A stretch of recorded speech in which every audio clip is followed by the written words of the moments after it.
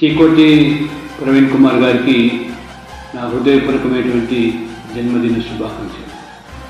భగవంతుడు వారికి ఆయురారోగ్యాలు ప్రసాదించి అష్ట ఐశ్వర్యాలతో వారు నమ్మేటువంటి సిద్ధాంతం సనాతన ధర్మం కోసం వారైతే చేస్తున్న కృషి ఉందో ఆ కృషి ఫలితమే ఈరోజు భగవంతుడు వారికి చక్కటి ఆదరణ ప్రజల్లో కల్పించారు. తప్పకుండా చీకోటి ప్రవీణ్ గారు ఇవాళ రాజకీయాల్లో కూడా తను నమ్మిన సిద్ధాంతాన్ని ఆధారంగా చేసుకొని భారతీయ జనతా పార్టీలో క్రియాశీలకంగా పనిచేయడం చాలా శుభ పరిణామం. చీకోటి ప్రవీణ్ కుమార్ లాంటి వ్యక్తులు ప్రస్తుత పరిస్థితుల్లో ఈ సమాజానికి దేశానికి ఎంతో అవసరం.